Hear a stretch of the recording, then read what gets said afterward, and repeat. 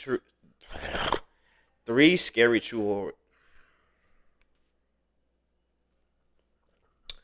Three scary true Christmas horror stories. Actually, don't turn my lights off.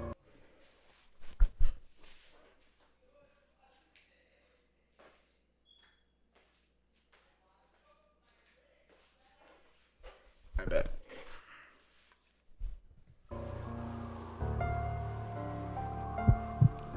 Anonymous. Story one. When I was newly single after my 2-year relationship ended, I was back to living alone again and back to swiping on Tinder and all those apps. I had been single for a few months already, and I had met a few people in that time.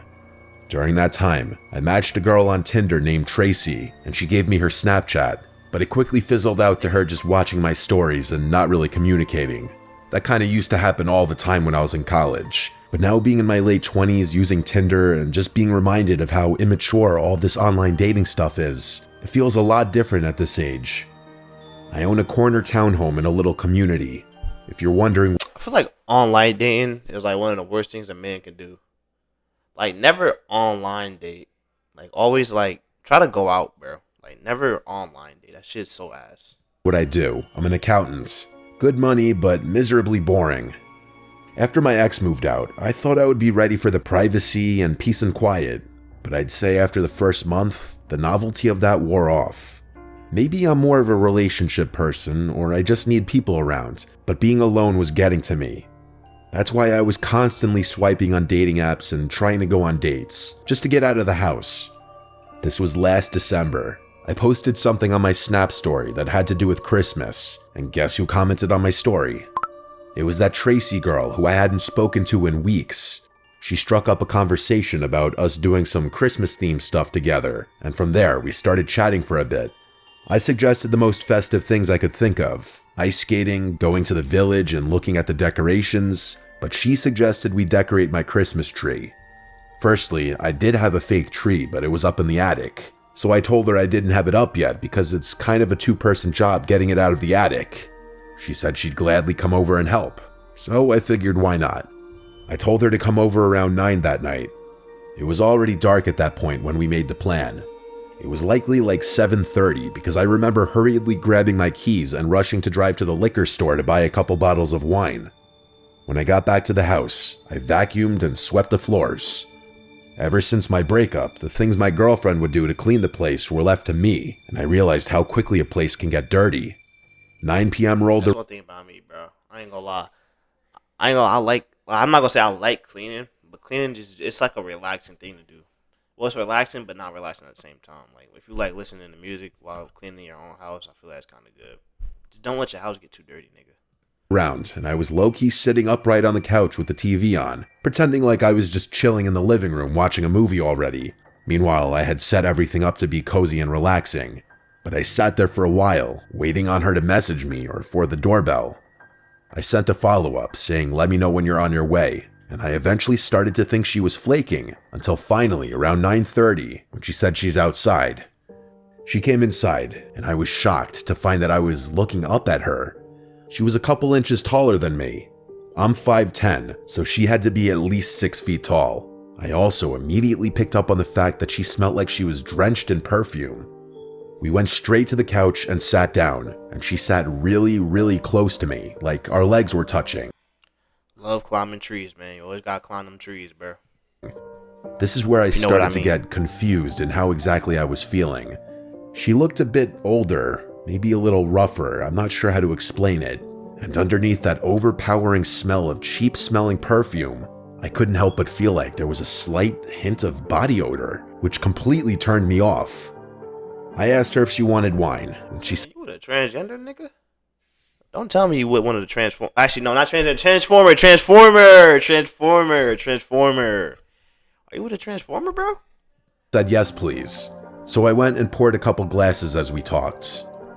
Have you ever met someone for the first time that you'd been texting or Nigga with an Autobot, Decepticon.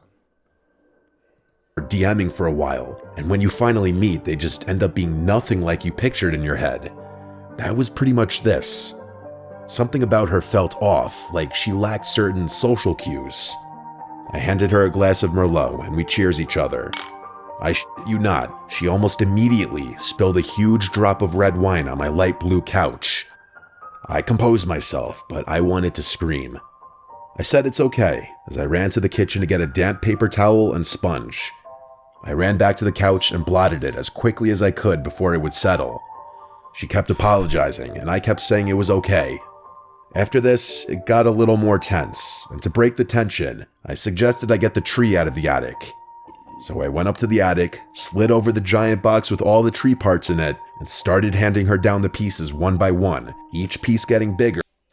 Bro, I'm afraid of having a big attic, bro. 'Cause there's so many stories I've heard of like niggas living in niggas' attics without them knowing. And it's imagine you go up to the attic one day, it's just a fucking homeless nigga in your attic. It's just, I'm looking kind of scared of attics. Until we got to the biggest part, the part that I wouldn't be able to handle going down the ladder on my own. She grabbed it with ease. I had to remember this girl's size. Once everything was handed down, I went back down and we assembled the tree in the living room with Christmas music playing. I poured her more wine and I drank more myself. I loosened up a bit more. Wine makes any situation feel better. Once we had the tree set up, next was the ornaments. I told her my ornaments were all in the crawl space. These ornaments were all from my childhood. My parents gave me bins and bins of Christmas decorations. So I went down to the crawl space and one by one started taking out the bins, while I left Tracy in the living room to relax. As I was doing all of this, I started feeling woozy, like the wine was getting to my head. I've never been a heavy drinker, so I do have a low tolerance, but I felt like I hadn't drank that much to feel this way. Poison, I grabbed the first bin and started lugging it up the stairs. Wait. By the time I got to You said he went to the kitchen to grab a sponge. Did he? Oh, he probably left. Oh, that nigga got poisoned. Top, Tracy wasn't anywhere in sight. I assumed she was in the bathroom at first and called her name. I looked around each room and then saw that the bathroom was empty. I scratched my head in confusion as I kept calling her name. I went to message her on Snap, but she never opened the Snap. I checked the 2 bedrooms too, but she was gone. I couldn't believe this. She snuck out on me. This was when I started wondering if she thought I was ugly or weird or something, even though truthfully, I wasn't even really into her either. I crashed onto the couch, which suddenly felt a lot more comfortable than before, and honestly, as far as I remember, I periodically checked my phone to see if she opened my Snap, and just watched whatever was on TV, until my memory just faded to black. I swear, everything just went black. Roofied that nigga, bro. Oh my goodness, bro. Oh my goodness. It's what we asked for. She roofied, I think. I can't say And that then other word. I woke up in darkness. No lights, no TV on. I looked around in the dark room, and I knew I was hearing things. I felt like I was still on the couch, and I felt weak. My limbs were hard to move, but I managed to find my phone right under me within seconds, and I checked the time. The second the phone screen lit up, I saw it. Even though the light was facing toward me, that glow from my phone screen with the brightness all the way up revealed the outline of a tall person's silhouette standing in front of me. For some reason, I didn't scream. I just put the phone down, bringing the room back to darkness. I finally opened my mouth to say, "Tracy," hoping it was her, but still not in that moment remembering what had happened earlier. Whoever was standing there didn't answer me. I eventually picked my phone back up and turned on the flashlight, and I saw that it was in fact Tracy standing in front of me. She wasn't moving, she was just looking down at me. I felt locked to the couch. I don't know if it was because of pure fear or the effect Oh my gosh. Just standing over you? Oh my goodness. of whatever she had obviously laced me with. I genuinely was having a hard time moving my limbs. I felt weak and helpless. All I could manage to say was "Tracy" a couple more times. She turned towards the stairs, and again, I swear, she sprinted toward them, and all I heard were the disturbingly loud stomps of her running down the stairs. I heard something slam from downstairs. Looking back, I'd imagine it was the front door. Everything looked and sounded so wonky in those minutes after I woke up. Each passing minute, I felt more and more clear-headed, and moving became easier. I checked Snapchat to see that her account was gone, aka she blocked me. What did she do to I looked out the front window and saw no cars outside besides my own and the neighbors. And then I realized I never saw the vehicle that she arrived in, or if she even arrived in one. I checked my entire home from top to bottom, checking for anything that could have been stolen. The only items I found missing seemed kind of bizarre at first, but honestly made so much sense soon after. Every last bottle of pills from my house was gone. All my vitamins and supplements, my bottles of Adderall, and even the bottle of Oxy that I had prescribed but never fully used after a surgery, those were in the drawer next to my bed. I noticed a bottle of vodka was taken from my mini fridge in my room too, but other than that, I didn't see anything else that could have been stolen. Still, I called the police right then and reported the robbery. I gave the Snapchat username and explained that I never got her number or knew anything really about her identity minus the name that she gave me, which was Tracy Gibson. The police knocked on my neighbor's door since all of our homes are attached, even though it was like 1 a.m. With me standing next to them, they questioned if he'd seen or heard anything strange, to which he said no, he'd been asleep. After about 20 minutes, the police left. I made sure all of my keys were still in place so as to make sure she couldn't get back in. But other than that, this Tracy person disappeared without a trace. I knew her behavior was quirky and wonky from the first few minutes of meeting her, and it makes so much sense now. I won't even call it a theory because I just know this is the truth. I think that girl, or woman I should say, was older than she claimed, and she was potentially homeless with a serious drug addiction. I think she drowned herself in perfume to mask the body odor that was honestly still showing She just finessed your ass, boy. through. She laced my wine with something when I was in the attic, clearly. I don't know exactly how long I was out, but it was enough for her to scour my entire home for any and all drugs and supplements. I still remember how disturbing of an image it was seeing her tall silhouette standing in front of me while I was just waking up on the couch. Honestly, after this, I didn't even decorate the tree that year. Yeah, I would have threw the tree away. Oh, that's just... Oh. This happened on Christmas Eve back in '97 when I was 7 years old. Since we're Jewish, we don't celebrate Christmas, so Christmas Eve was just like any other night for us.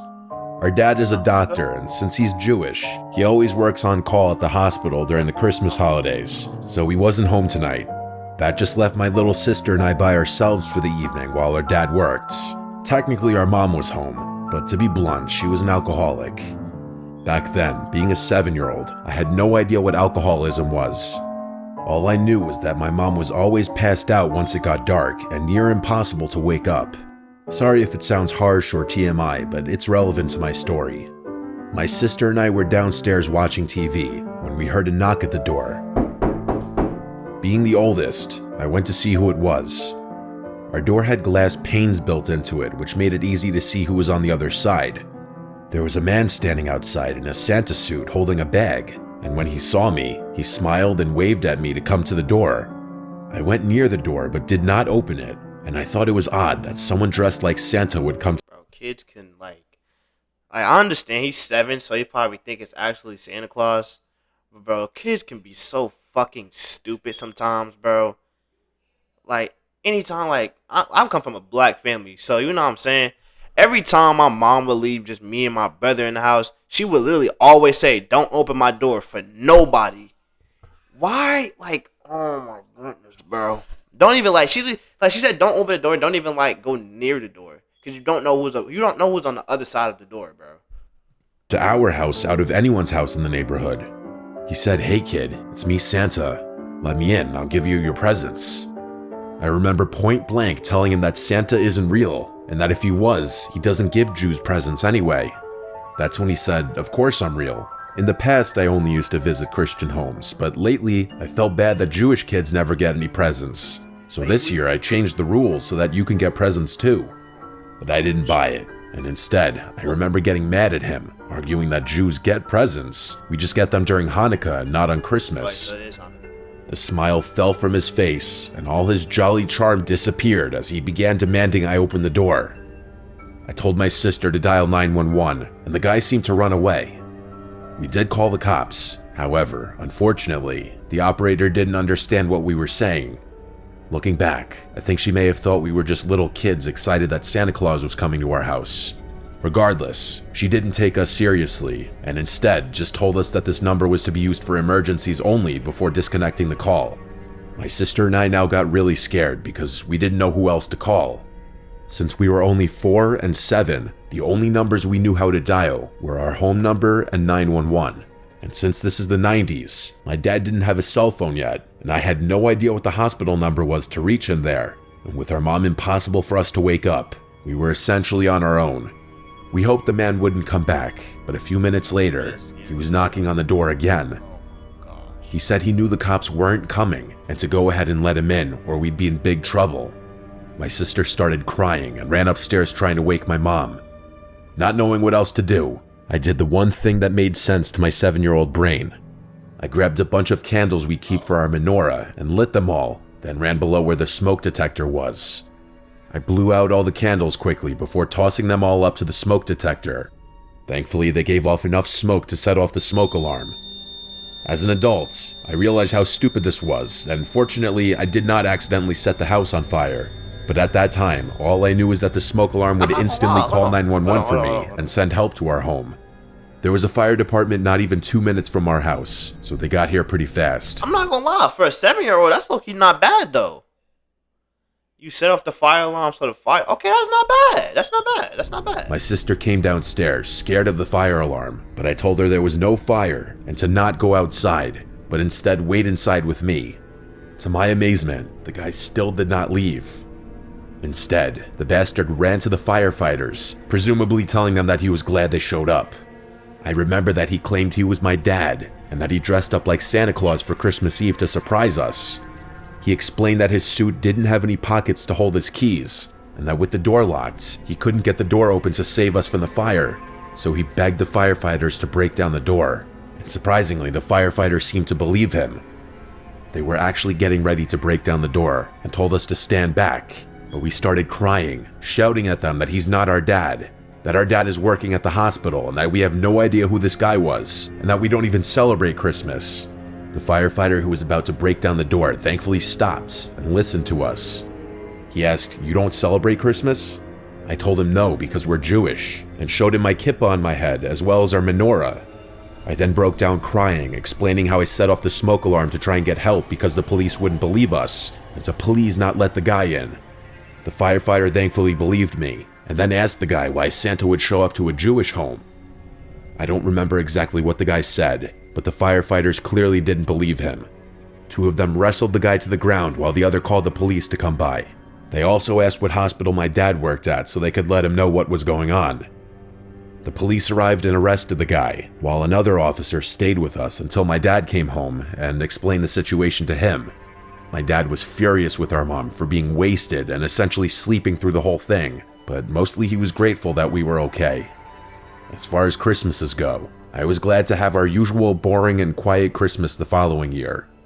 To this day, I think being Jewish saved my sister and I's lives, because had we opened that door to let Santa in, there's a good chance that would have been our final Christmas. Nick was really a fucking maniac.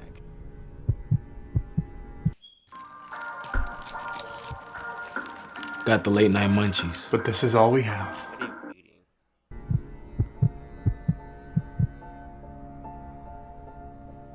It was December 2022. My girlfriend Charlotte and I were driving to the Pocono Mountains.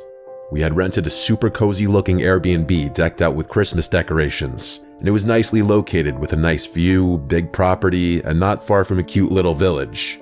To make things even more festive feeling, there was a snowstorm coming that night, so we set out on the road a little earlier to allow us time to get groceries and everything set up in the Airbnb. From the city to the Poconos was about 4 hours. We made decent time. We stopped at a Family Dollar for some snacks and groceries, and then we went straight to the Airbnb. We turned towards the uphill gravel road through a clearing in the trees that led to the property.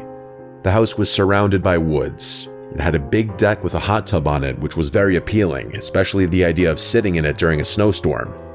There were a bunch of Christmas decorations on the property, including some light-up reindeer, a big snowman, and big decorative candy canes lining the walkway to the front deck. We had to take a few trips to and from the car to bring everything inside. First impression, the place had a very comfy feeling as we expected from the pictures. It had a Christmas tree in one corner, stockings hung on the walls, and a bunch of smaller decorations scattered about. It had that very welcoming smell of wood that you'd expect in a country log cabin, though it was more so just a regular house. Then I realized why. There was a stack of logs next to a big fireplace in the living room. There were 3 bedrooms, though of course we only needed 1. We put our luggage and such in a second bedroom. I did the usual stuff like inspect the fridge, turn on the TV to see if there's cable or Netflix, and look out all the windows. There was an upstairs, but it was more of a loft with a Damn, that do sound like a nice ass vacation if I wasn't afraid of the fucking woods, bro. I'm terrified of the fucking woods. pool table and a couple of couches. Then there was a basement. For the hell of it, I went down to check out the basement. It was fairly big relative to the size of the house. It felt disconnected from the Airbnb though. It wasn't furnished for hanging out in. It was dark and cold and felt more like a space to do laundry and a workspace. Then there was a knock at the front door. I hurried up to answer it, and there was a guy who looked to be in his late 40s. He was wearing gray sweatpants and a ripped up yellowish brown jacket. He smiled at me and said, "How are you folks doing?" I replied good and asked him if he was the Airbnb host. He replied he runs the place with his brother. I asked for his name, and he said Tom. Tom said he lives just up the road next door if my girl and I need anything. I thanked him, and then he walked away. I found it interesting that he knew I was with my girlfriend. Charlotte didn't come to the door, but maybe his brother told him about us. I did have a conversation with Mike, the host, about it being my girlfriend and I wanting to do something festive. See, it's the small details like that, bro. It's the small details that you just can't be missing shit like that, bro. It was pitch black How out. would he know me and my girls in here if she didn't even come to the door? You're spying on me, bro. Come on now. And it was snowing. We cranked up the heat in the house and started preparing the dinner we bought, which was chicken thighs, broccoli, potatoes, and cornbread.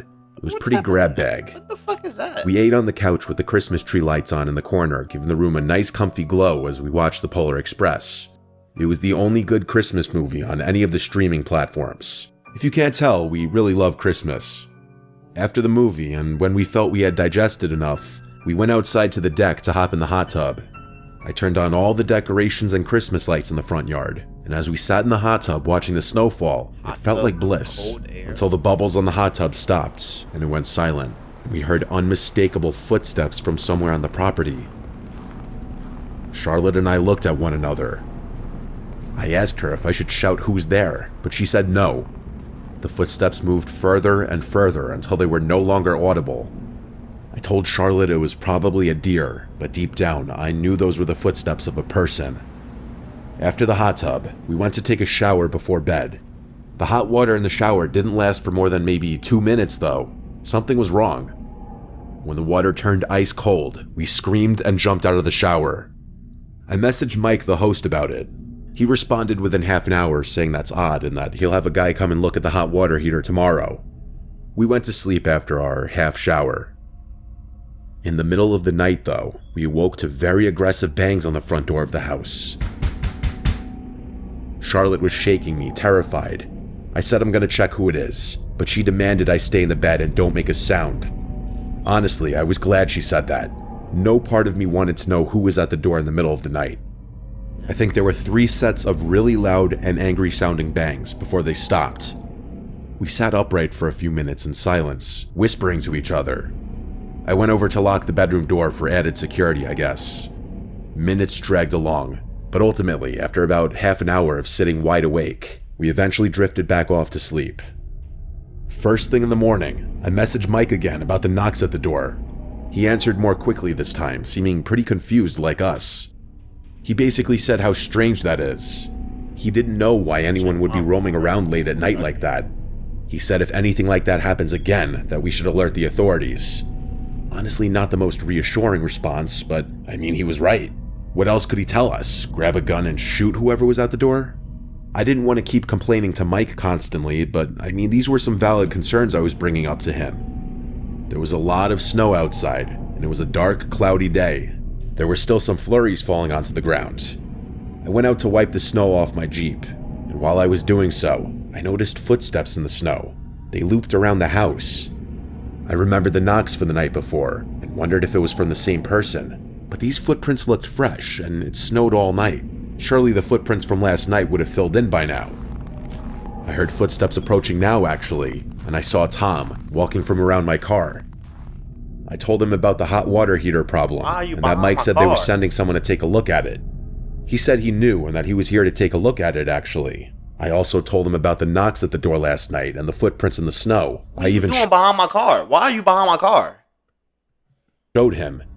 He looked at them and said there's a lot of strange folk out here that go snooping around at night. I asked if we should refrain from using the hot tub at night then, and he said no, that shouldn't be a problem. The people around here are harmless. He went inside into the house and walked around for a bit before walking down to the basement. He told me he'll have a look at the hot water heater. Tom seems like a weird dude, honestly. I messaged Mike saying Tom's here now checking out the water heater. Mike replied back asking, is Tom the name of the plumber? And I replied, no, your brother. He replied, what do you mean? He said he's my brother? It started to click in my head. Not a brother. I responded, do you have a brother named Tom who runs this Airbnb with you? And he replied, no, who is this person? I hurried to Charlotte and told her to collect her things quietly. We need to get out of here. As quickly as we could, we packed our bags, grabbed all of our stuff, and brought it outside to the car in one trip. Nigga, fuck the bags. I'm sure we left behind a charger or something small, but who cares? We got in my car, and when I started it, I looked in the rearview mirror and saw Tom quickly approaching the rear of the Jeep. I put it in drive and drove out of there as quickly as I could. When we were back on the road, we called Mike and explained everything and told him he needs to call the police now. He didn't stay on the line with us for long, but 20 minutes later, he called us back. We were in the car still. He said the police were there now and didn't see anyone in the house. Mike was on his way to the house as well, but he was mostly calling to get more details from us. We drove around the area and explored just as a way to calm our nerves after what just happened. After a few hours, we drove home. Mike messaged me later that night updating me and apologizing for everything. He said he didn't know anyone who resembled my description of Tom. What disturbs me is that man was watching us the entire time, from the moment we arrived to when we were in the hot tub, and he was probably the one banging on the front door in the middle of the night. Who knows what his intentions were? It's a good thing we left when we did, though. Middle of the night. Middle of the fucking night.